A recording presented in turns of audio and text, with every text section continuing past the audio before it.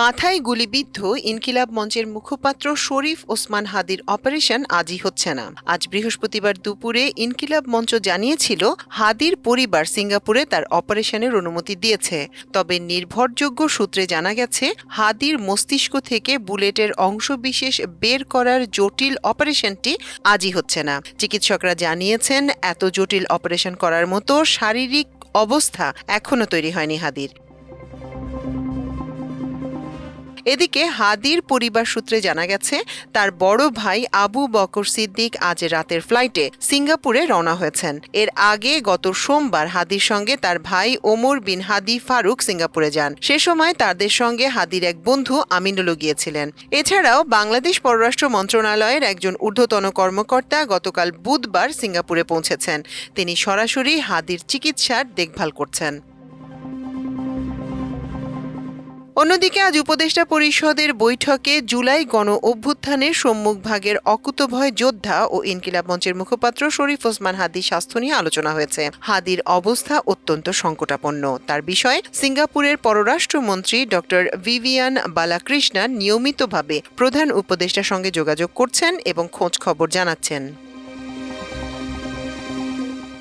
হাদি এখনও খুব ক্রিটিক্যাল অবস্থায় রয়েছেন। আজ সকালে সিঙ্গাপুর জেনারেল হাসপাতালে চিকিৎসাধীন হাদিকে দেখার সুযোগ পান তার বড় ভাই ওমর বিন হাদি। ফোনে তার সঙ্গে আমার দেশের কথা হয়েছে।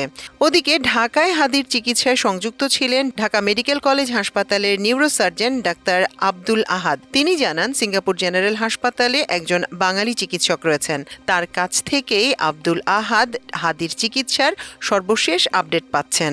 ডাক্তার আহাদ গতরাতে আমার দেশকে জানান হাদির ম্যাসিভ হার্ট অ্যাটাক হয়েছিল। এছাড়া তার ইনফেকশনও ছড়িয়ে পড়েছে। এ অবস্থায় গতরাতেই তার শারীরিক অবস্থার অবনতি ঘটে এবং অত্যন্ত সংকটাপন্ন অবস্থায় রয়েছেন ওসমান হাদি।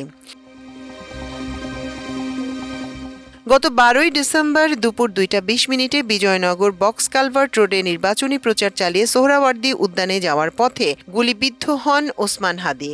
নিষিদ্ধ ঘোষিত ছাত্রলীগের নেতা ফয়সাল করিম মাসুদ গুলি করে পালিয়ে যান। আইনশৃঙ্খলা বাহিনীর সদস্যরা জানিয়েছেন ওই রাতেই অর্থাৎ হাদিকে গুলি করার 12 ঘণ্টার মধ্যেই ময়মনসিংহের ধোবাউড়া সীমান্ত দিয়ে ভারতে প্রবেশ করেন ফয়সাল। এ সময় তার সঙ্গে মোটরসাইকেল চালক আলমগীর শেখও ছিলেন। তদন্ত সংশ্লিষ্ট সূত্রে জানা যায় ফয়সাল ও আলমগীর দুজনই এখন মহারাষ্ট্রে অবস্থান করছেন। তারা এখন বাংলাদেশের ফোনের সিমও ব্যবহার করছেন না। ভারতের সিম ব্যবহার করে মোবাইল ফোন চালাচ্ছেন তারা। তবে সেটা সব সময় নয়, বেশিরভাগ সময় তাদের ফোন বন্ধই পাওয়া যাচ্ছে। মাল্টিমিডিয়া ডেস্ক, আমার দেশ।